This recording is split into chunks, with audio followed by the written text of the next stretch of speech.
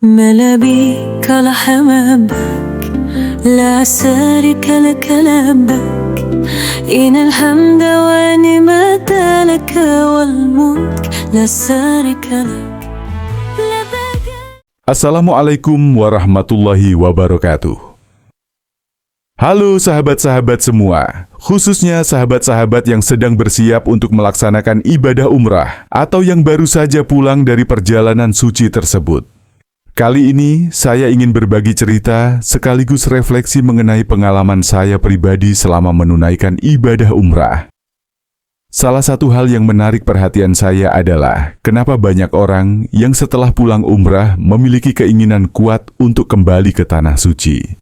Ternyata, keinginan ini seringkali dipicu oleh adanya rasa penyesalan. Penyesalan yang dirasakan akibat merasa belum maksimal dalam melaksanakan berbagai amalan ibadah di sana. Pengalaman ini pun saya alami sendiri, dan saya ingin membagikan beberapa hal yang menjadi bahan introspeksi saya. Andua sapi akomkia. 1. Penyesalan karena kurang melaksanakan salat sunnah. Ketika berada di tanah suci, khususnya di Masjid Nabawi dan Masjidil Haram, begitu banyak kesempatan untuk melaksanakan salat sunnah. Mulai dari salat tahiyatul masjid, salat hajat, salat tobat, hingga salat mutlak. Namun, saya merasa kurang memanfaatkan peluang itu dengan maksimal. Mengapa? Salah satu alasannya adalah saya seringkali harus menyesuaikan diri dengan rombongan, terutama karena saya berbagi kamar dengan jemaah lain. Dalam grup perjalanan, biasanya kamar-kamar diatur untuk 4 orang per kamar, dan seringkali kita disandingkan dengan jemaah yang lebih tua. Saya sadar, hal ini bertujuan untuk saling membantu, terutama untuk mendampingi mereka menuju masjid, atau dalam menggunakan fasilitas hotel. Namun akibatnya, waktu untuk beribadah secara individu menjadi terbatas. Sebagai seseorang yang lebih nyaman beribadah sendirian, situasi ini membuat saya merasa kurang bebas. Saya tidak ingin membuat orang lain menunggu lama ketika saya masih melanjutkan salat atau berzikir di masjid. Alhasil, banyak salat sunnah yang sebenarnya bisa dilakukan malah terlewat. Apa kata? 2. Penyesalan karena kurang lama memandang Ka'bah. Memandang Ka'bah adalah salah satu momen yang sangat istimewa dalam perjalanan umrah. Ketika pertama kali memasuki Masjidil Haram dan melihat Ka'bah, rasanya luar biasa. Saya merasa tidak percaya bahwa akhirnya bisa melihat langsung bangunan yang selama ini menjadi kiblat salat saya. Namun sayangnya, saya merasa waktu yang saya habiskan untuk memandang Ka'bah sangat terbatas. Di awal, saya tidak terlalu emosional.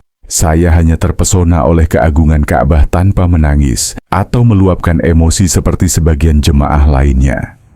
Namun, ketika tiba saatnya meninggalkan tanah suci, saya justru merasa berat.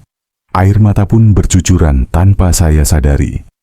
Ada daya tarik luar biasa dari Ka'bah yang membuat hati ingin terus berada di sana, tapi waktu terasa terlalu cepat berlalu. Nalan bata kakak. 3. Penyesalan karena kurang bersedekah. Saat manasik umrah, kami diberikan arahan untuk berhati-hati dalam bersedekah, terutama kepada petugas kebersihan atau orang-orang yang meminta di sekitar masjid. Hal ini karena ada kekhawatiran kita akan dikerubungi banyak orang setelah memberikan sedekah kepada 1 orang. Namun, arahan ini justru membuat saya menjadi terlalu waspada, hingga akhirnya tidak banyak bersedekah sama sekali. Saya menyadari bahwa sedekah di tanah haram memiliki nilai yang sangat besar. Namun, karena pemikiran yang terlalu hati-hati, saya malah melewatkan kesempatan untuk membantu sesama di sana. Hal ini menjadi penyesalan besar yang saya rasakan setelah pulang. Isyaratah 4. Penyesalan karena kurang iktikaf. Selama perjalanan umrah, salah satu hal yang kurang saya maksimalkan adalah iktikaf, terutama di malam hari setelah salat Isya. Biasanya setelah salat Isya, saya kembali ke hotel untuk makan malam dan beristirahat. Padahal, ada begitu banyak waktu yang bisa dimanfaatkan untuk berdiam diri di masjid, beribadah, dan mendekatkan diri kepada Allah. Saya menyadari bahwa waktu di Tanah Suci adalah waktu yang sangat berharga. Namun rutinitas sehari-hari yang saya bawa dari Indonesia membuat saya kurang memanfaatkan malam-malam di sana untuk memperbanyak amalan. Refleksi dan harapan. Semua pengalaman ini membuat saya menyadari bahwa ibadah umrah adalah perjalanan spiritual yang membutuhkan persiapan fisik, mental, dan spiritual yang matang. Penyesalan yang saya rasakan bukan untuk disesali selamanya, tetapi sebagai pelajaran berharga agar jika diberi kesempatan untuk kembali, saya bisa melaksanakan ibadah dengan lebih baik. Untuk sahabat-sahabat yang sedang merencanakan umrah, pesan saya adalah maksimalkan waktu Anda di Tanah Suci.